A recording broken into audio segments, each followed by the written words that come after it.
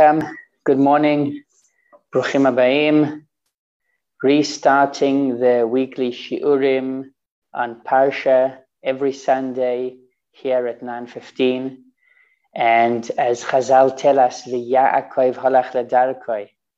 Yaakov went on his way. This is an expression that we always say after Simchat Torah and after Shabbat Bereshit, where we actually now are going to start unpack our parcels, all what we have gained during the month of the Chagim, the high holidays, starting from Rosh Hashanah, Yom Kippur, Sukkot, and then Simchat Torah. This should give us the strength to go through the entire year. We, of course, have our Parsha, which is a very, very interesting Parsha, Parsha Noach. The main topic of Parsha Noach is, of course, the flood, the Mabul. We know that it took Hashem not long until he decided that actually the world is something terrible that he's got to destroy. And as the Torah describes, Hashem tells Noach, go build an ark because I'm about to bring a flood. Noach does that. And all the people around him are wondering, what is this huge ship that he's building? And he tells them, well, Hashem is about to bring a flood. And somehow they aren't convinced. They make fun of him. They do not return. They do not get back to Hashem's path. And of course, the flood comes.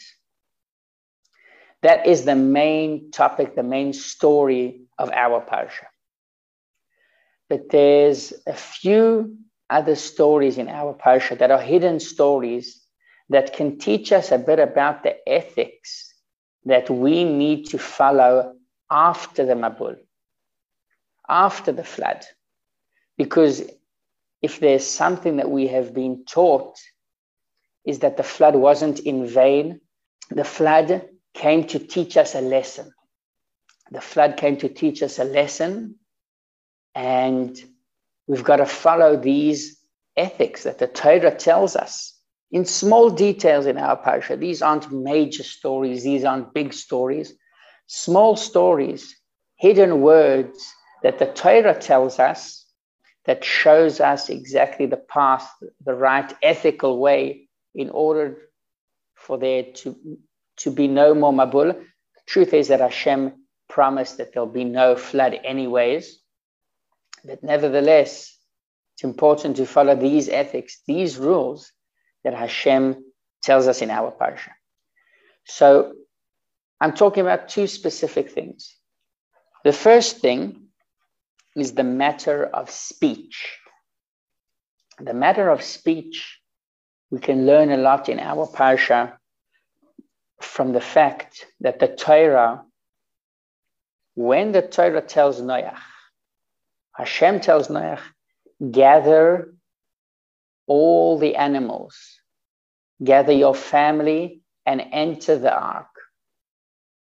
So what happens is that Hashem tells Noach, gather each of the species in the world. And if it's a pure species, then you should take in 7 of each species. If it's an impure, or in the words of the Torah, an animal, chaya asher einena tehora, an animal that is not pure, that you should gather too. Why does the Torah go to the trouble of saying, gather an animal that is not pure? Just say an impure animal. That's it. Or in the words that we would usually use it in Lashon HaKodesh, in the holy language, Tme'ah, Chaya Tme'ah, which is, of course, not the best thing to say because Tameh isn't something nice. But nevertheless, we know that each letter in the Torah is very, very important. And we do not just randomly throw in extra words just to express the meaning when we can say exactly what we mean in a shorter version? So why does the Torah struggle to tell Noach, you know what, gather 2 of each of the animals that are not pure?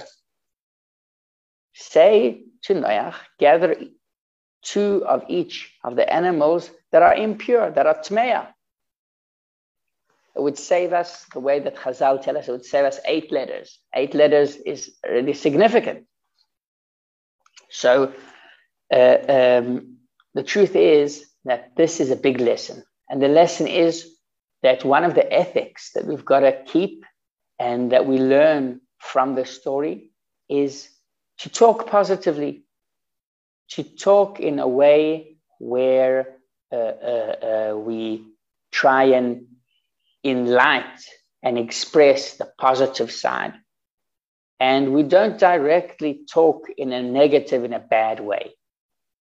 These aren't even, this is like a high level of a person saying an animal that is not pure instead of saying an animal that is tameh. But again, this shows us that the first ethic, the first way that the Torah wants us to actually behave is in a way where we make sure that what we say and the way that we talk is the proper way, the good way, the positive way. That is story number 1 that we can find in our parsha. This is kind of brackets in the whole story of Noach and the flood. Story number 2 is after the flood. Noach, of course, sees that the land is dry. He sends a pigeon, and then he sends a raven. Finally, he sees that the land is dry, and he basically leaves the ark and starts a new life with his family. And it's interesting because it says that he became drunk. He drank wine. He brought a sacrifice to Hashem. And also he drank wine and he became drunk. When he became drunk, the Torah tells us a very interesting story that he ended up naked. He took off all of his clothes. And we know that Noach had 3 sons, Shem, Ham, and Yefes. And the middle son, Ham, did not cover him. He did not cover his father, even though he saw him naked. Shem and Yefes noticed that the father was naked, and they went and they covered him. They did it in a respectful way. It says that they went backwards, and they did not see their father naked. So the Torah tells us that there was a special blessing that the 2 brothers received, and there was a curse that Ham received. Ham was a 3rd son. He wasn't the youngest, by the way, but he was a 3rd son. And he was cursed. Him, his children, and his grandchildren, they would all be slaves to their older brothers, to Shem and to Yefes. So basically what we can see is that the Torah tells us that there's a certain way that we should look at things. This is the second ethic that the Torah is teaching us, that we've got to keep our eyes from bad sights, not to look at things that we aren't supposed to look at. And this is the second story, the story that teaches us a bit about keeping our sight. So we learned about keeping our what we talk about. This is what we look at. Now, this is it's an interesting idea, the whole concept of seeing something bad. There's a very famous Torah of the Baal Shem Tov. The Baal Shem Tov said a very interesting word. And he said, you know what? If you happen to see something bad in someone else, What it truly means is that the bad that you see in someone else, that is something that is inside you. You have that bad. And that's why you are seeing it in someone else. Because the Torah does not do things in vain. Hashem, we know that there's the divine providence that makes sure that everything in the world, no matter what, is on purpose.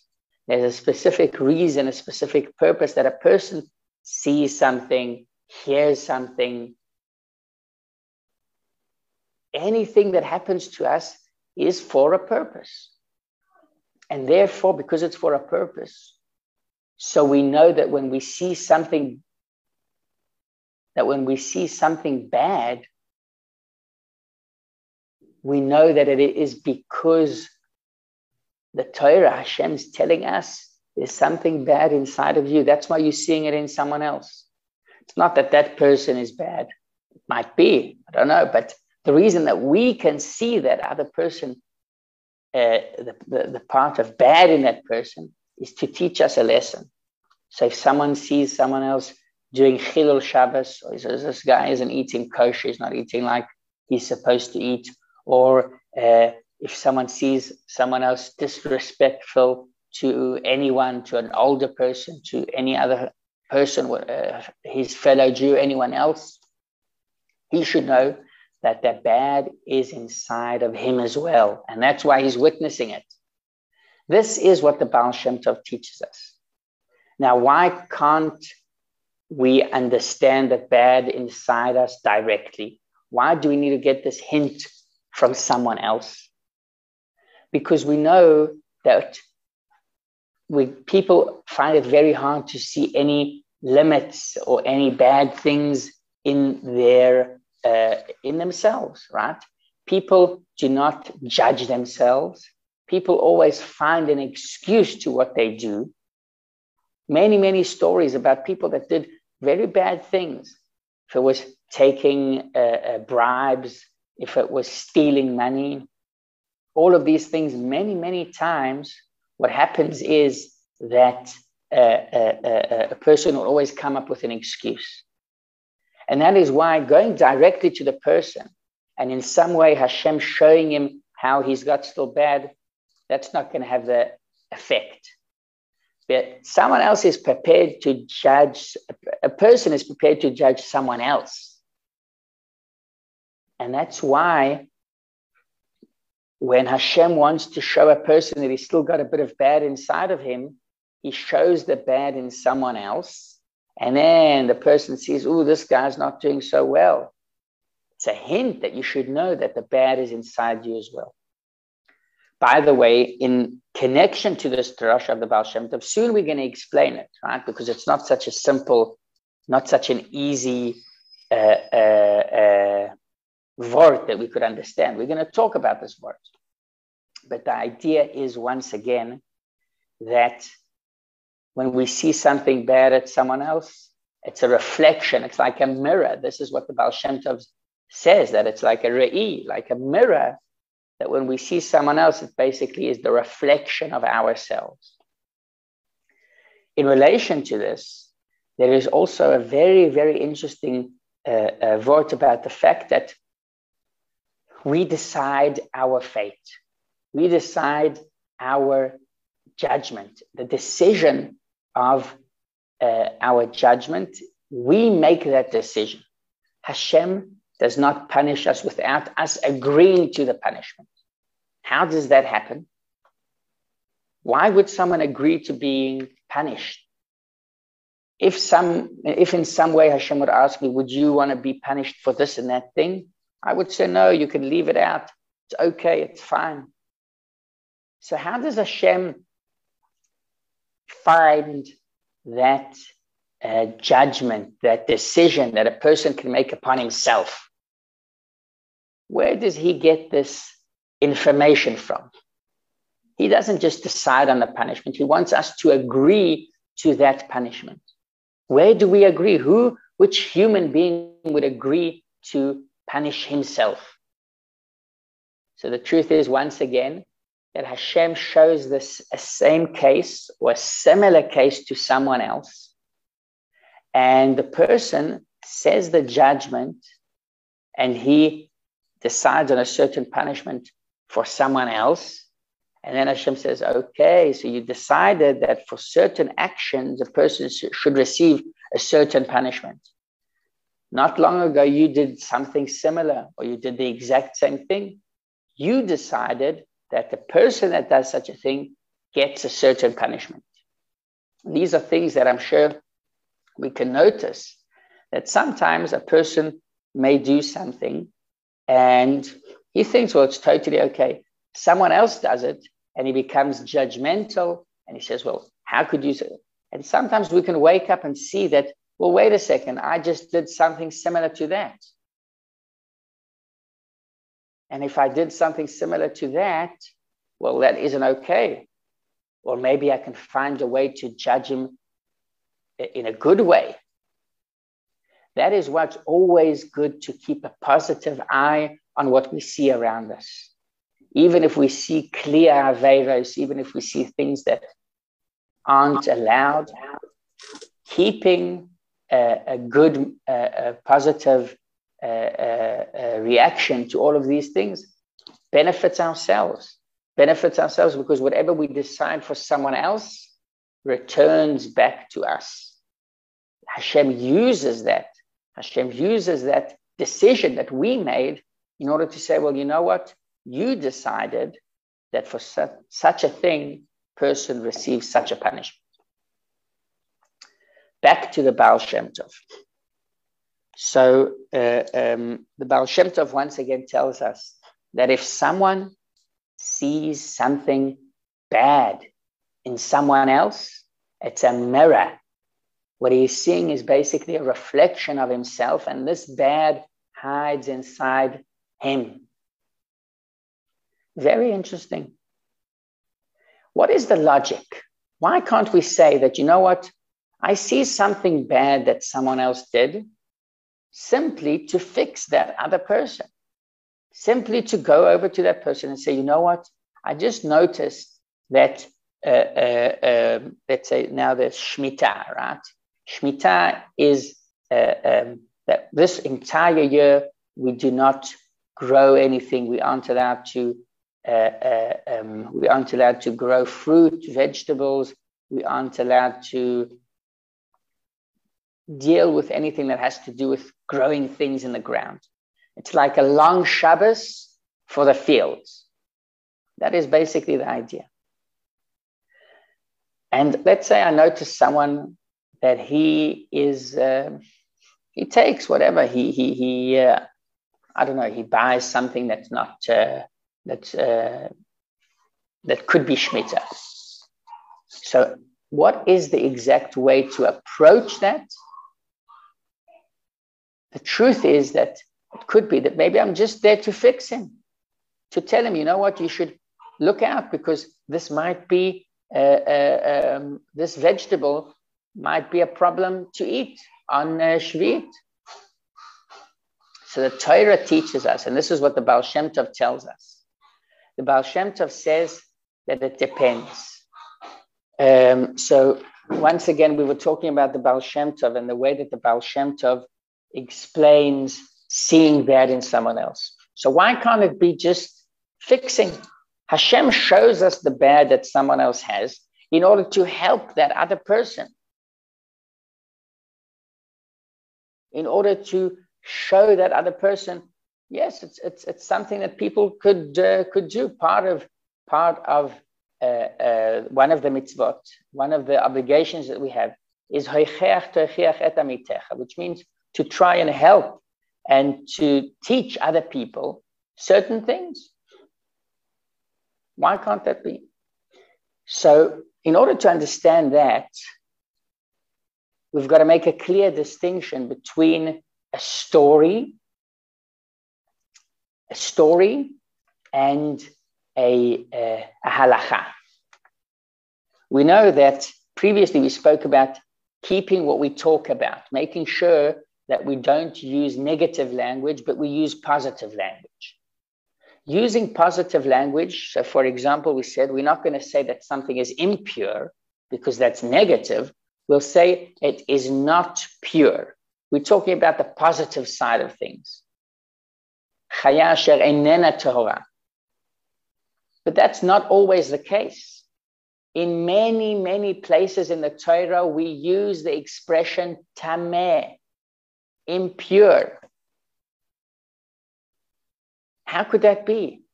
When the Torah teaches us about all kinds of animals, right? What is kosher, what is unkosher? The Torah tells us clearly that certain birds or certain animals are tameh. They are impure. We're not allowed to eat them. Why doesn't the Torah use a positive language? Why doesn't the Torah use some a bit more refined language? So the truth is that here's the difference between a story, a coincidence, something that happened, something that we are talking about, something that we're discussing, and a psak halacha, and a law, a halachic law. When we're talking about an halachic law, it's very important to make things clear, to put things on the spot, because it's very technical. This is something that is impure. We're not allowed to eat it. This is something pure. Using positive language might cause a certain mistake, or it might be a bit too challenging instead of saying the thing directly. When it comes to halakha, the rabbi has to be very, very clear. That is probably the most important thing. When someone asks a question in halakha, it cannot stay a general answer. He cannot say, well, there are two opinions about it. If you want to be a bit more careful, so then you would say that it's not good. No, you've got to be very clear. A rabbi has to say, is that okay or not okay? He can't tell the person there are three opinions about it. It's got to be clear. And that's why the Torah tells us if it's this and this animal or this and this bird, it's tameh, it's impure, don't eat it. But when the Torah tells us a story like in Parsha Noach, in our Parsha, when we hear the story of the flood, and we hear the story of Noach building the ark, and we hear the story of Hashem telling Noach, gather all the animals, the pure animals, and the ones that are not pure, that's already a story. Then we should use refined language, positive language, different language, because it isn't the halakha. There's no need to be here on the spot. This is just a story. It's a very important story, but that's why, because it's a very important story, we say it in a nice way, in a positive language. Now we could also understand the idea of witnessing bad in someone else. Witnessing bad in someone else, there are two ways to approach it. There are two ways to see bad in someone else. You can see a story of bad, and you can see a technical bad. You can see a technical thing that needs improvement, but it's not a story. Usually a story comes with many more details, with digging in, well, why this person doesn't behave in the right way. I saw him, he didn't improve his ways. Causing a whole story out of it, that means that you're looking at a mirror. Because Hashem doesn't show you a story of bad about someone else only to fix him. Fixing him, look at the technical part. Look at the technical part that needs to be fixed. And yes, you can fix that. But don't make a story out of it. If it's a psak halacha, like we said before, then the way to deal with a psak halacha is basically to say what's needed and what's not needed. Even if we have to use not nice language, even if we have to see something bad in someone else, yes, we could see something bad in someone else. And what we would say is that in order to fix this person, in order to fix this person's ways, definitely. But when the Torah teaches us about a story, the Torah doesn't use bad language. It doesn't use negative language. It uses positive, good language, the light side of things. And that is why also when we see something bad in someone else, what the Baal Shem Tov tells us is that it is a mirror to someone else. It's a mirror, basically. What you're seeing is yourself. Why? Because you're seeing here a story. If you're seeing just a technical bad, then definitely just go tell the person what's needed and that's it. Finish. You didn't see the bad. You don't remember. You're not doing calculations. You're not doing assumptions. You're not saying, well, you know what? This person is we're not allowed to get close to him because he might be, I don't know. That's already a story. You're building a whole theory around a technical small thing. And in that case, the Baal Shem Tov says, you know where the real bad is? Not in that other person. It's in yourself. Because Hashem is showing you your bad through someone else. Now we can understand a bit more about our parsha. This is what the two brothers, Shem and Yefes, they basically saw the father naked, without any clothes. They technically went and they walked backwards in order not to see the father. And the Torah repeats twice. The Torah says they walked backwards and they didn't see the father. Why does the Torah need to repeat itself twice? If they went backwards, of course they didn't see the father. They didn't have eyes in the back, so they couldn't see him. Here the Torah hints and the Torah teaches us this whole idea of the Baal Shem Tov, the whole word of the Baal Shem Tov, that basically when we see something negative in someone else, technically you can go and help him out. Don't make a story out of it. Make sure not to look, not to witness. Do what's technically needed to fix this other person. And that is the reason that Shem and Yefes received a blessing. They received a big blessing from Hashem. And on the other hand, Cham, that it says, Vayar Cham, Cham saw, Cham witnessed. The emphasis is that he saw the whole story. He watched the whole story. That is something that the Torah doesn't want us to do.